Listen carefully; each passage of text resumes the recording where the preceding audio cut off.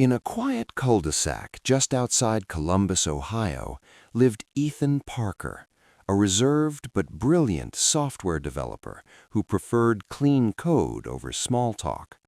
His days were predictable, calm, and intentionally simple. That was exactly how he liked it. The only soul who truly shared his rhythm was Ranger, his full-grown German shepherd with alert amber eyes and an instinctive loyalty that went far beyond obedience. Ranger wasn't just a dog, he was Ethan's constant, the reason Ethan woke up before sunrise, the reason he shut his laptop at reasonable hours. Every morning they walked the same tree-lined path near the creek, Ranger trotting confidently ahead as if guarding the world for his human. Evenings meant slow jogs, shared sunsets, and quiet porch moments where Ethan talked out loud and Ranger listened like every word mattered. Ethan had built his entire life around that companionship. So when an email arrived from a Silicon Valley tech firm, one of the biggest names in the industry, Ethan stared at the screen for a long time before even opening it. The offer was unreal. A senior engineering role, cutting-edge projects, and a salary that doubled his current income. It was the kind of opportunity people chased for decades. But opportunity doesn't always ask permission before it complicates your life. San Jose meant relocation, high-rise apartments, strict lease agreements. As Ethan dug deeper, his chest tightened.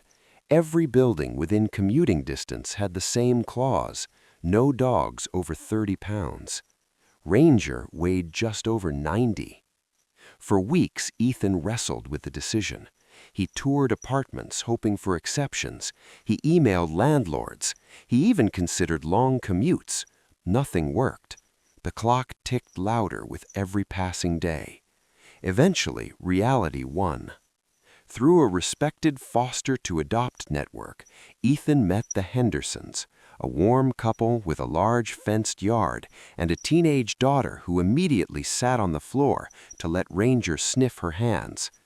They had experience with big dogs. They promised updates. They promised love. The night before the handoff, Ethan barely slept. Ranger sensed it, staying close, resting his head against Ethan's leg as if anchoring him. The next morning was quiet, too quiet. Ethan knelt, gripping Ranger's thick fur, his voice breaking as he whispered apologies Ranger couldn't understand. Ranger wagged his tail slowly, licking Ethan's cheek, trusting him completely. That trust nearly broke Ethan. As Ethan drove away, he didn't look back. He couldn't. What he didn't know, what no one told him, was that this wasn't the end of their story. It was only the beginning of a decision that would change everything. And 3 weeks later, a single video call would make Ethan question whether success was worth the cost he had paid. San Jose greeted Ethan Parker with glass towers, humming traffic, and a sky that never seemed fully quiet.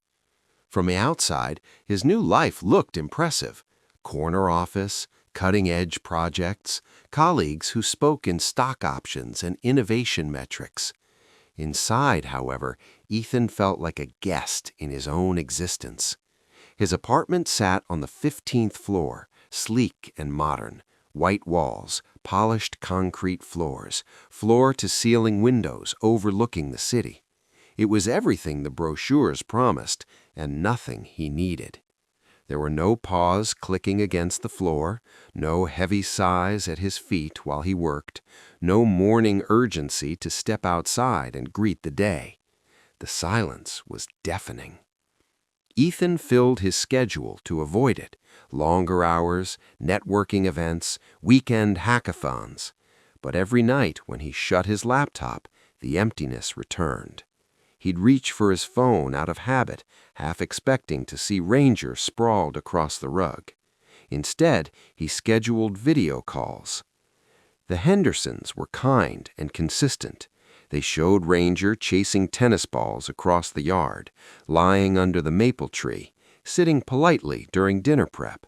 On the surface, Ranger looked fine, healthy, cared for. Yet Ethan noticed things others didn't. Ranger didn't bring toys to the camera anymore. His ears stayed slightly back. When Ethan spoke, Ranger tilted his head and leaned closer to the screen, whining softly as if searching for a scent that wasn't there. After 3 weeks, Mrs. Henderson hesitated before answering one call. "Ethan, I didn't want to worry you," she said carefully, "but Ranger's been different. He barely touches his food. Mostly he just sits by the front door. We've tried walks, treats, everything." The screen shifted, and there he was, Ranger lying against the doorframe, eyes fixed on the handle, tail unmoving. "He waits like that for hours," she continued quietly. "We think he's waiting for you." Something inside Ethan collapsed.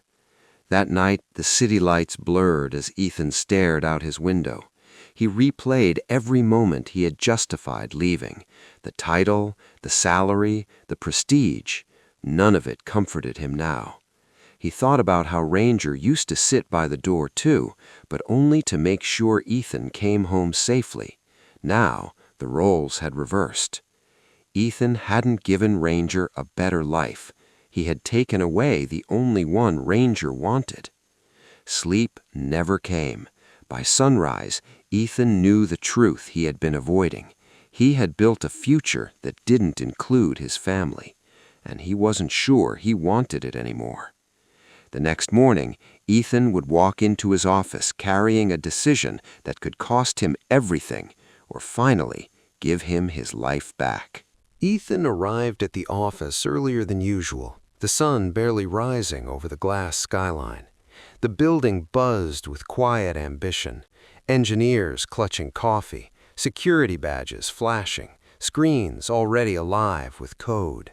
Normally, this energized him. Today, it felt meaningless. He sat at his desk but didn't open his laptop. Instead, he stared at a photo on his phone. Ranger sitting by the old creek trail in Ohio, tongue out, eyes bright. That was the version of himself Ethan missed too. At 9:30 a.m., he stood up and walked toward the executive wing, each step heavier than the last. His manager, David Liu, was known for being sharp, efficient, and surprisingly human. A framed photo of a golden retriever sat on his desk, which Ethan had noticed on his first day but never thought much about until now. "Come in," David said, looking up. "Everything okay?" Ethan exhaled slowly. "I need to talk to you about something personal." David leaned back, listening. Ethan didn't rehearse, he just spoke. He explained Ranger, the relocation, the rehoming, the video calls, the dog waiting by the door. He admitted something that surprised even him. "I thought this job was my finish line," Ethan said quietly. "But I wake up every day feeling like I left my real life behind." The room stayed silent for a moment. Then David nodded. "I gave up a promotion once because my wife was struggling," he said.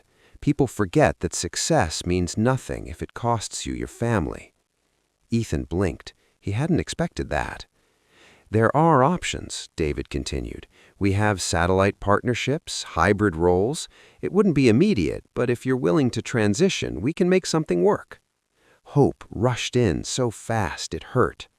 That afternoon, Ethan called the Hendersons. "I know this is sudden, but is there any chance I could come get Ranger?" There was a pause. Then Mr. Henderson replied gently, "We were hoping you'd ask." Ethan didn't pack much. He submitted his transition paperwork, grabbed his car keys, and started driving east that same evening. Mile after mile of highway stretched ahead of him, but for the first time since arriving in California, he felt light. He rehearsed what he'd say, the apologies, the promises, the explanations Ranger would never need. As Ohio's familiar fields came into view, Ethan's hands tightened on the wheel. He didn't know how Ranger would react, but he knew one thing for certain. This time, he wasn't leaving without him. What happened the moment Ranger heard Ethan's voice again would become the most unforgettable moment of both of their lives. The Hendersons' driveway looked exactly as Ethan remembered, but everything felt different. His engine had barely shut off when he saw Ranger lying near the porch steps, his body still, his gaze fixed on the road. For a brief, terrifying second, Ranger didn't move. Then his ears twitched. Ranger lifted his head slowly, as if unsure whether to trust what he was sensing. His nose worked the air, his body tensed, and then recognition hit. Ranger surged to his feet with a startled bark that cracked into a whine.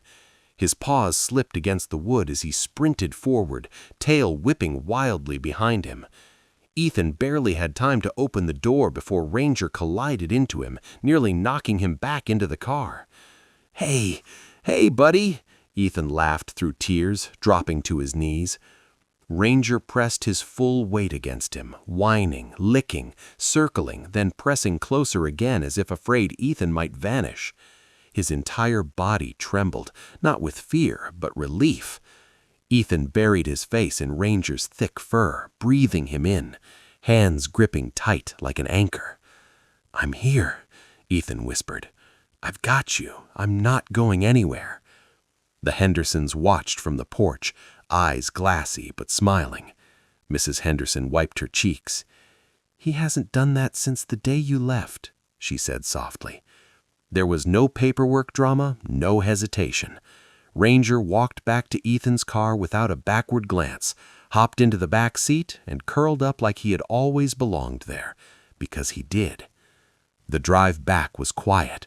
Ranger rested his head between the seats, eyes locked on Ethan's reflection in the rearview mirror. Every time Ethan glanced back, Ranger's tail thumped once, steady and sure.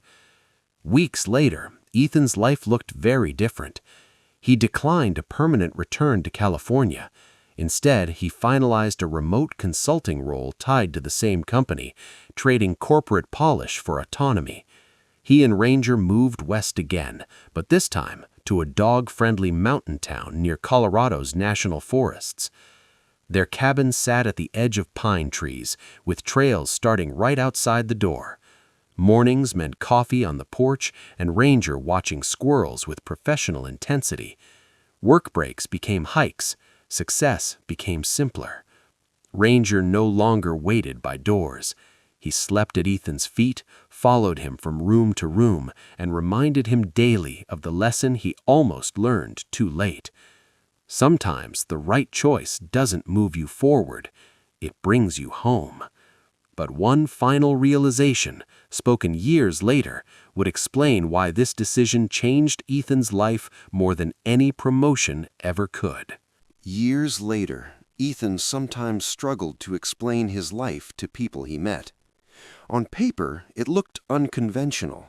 He never climbed the executive ladder in Silicon Valley. He didn't have a corner office with his name etched in glass. Instead, he ran a small but respected consulting business, choosing projects that challenged him without consuming him. His clients spanned time zones, yet his schedule bent around one constant: Ranger. Most mornings began before dawn. Ethan and Ranger would step outside the cabin as mist rolled over the pines, the world quiet except for birdsong and the soft crunch of gravel beneath their feet. Ranger, older now, moved at a steadier pace, but his presence was just as grounding as it had ever been. One afternoon, while working from a local coffee shop, a tourist asked Ethan why he had chosen such a remote life. Ethan smiled and glanced down at Ranger, who lay calmly at his feet, ears alert, content.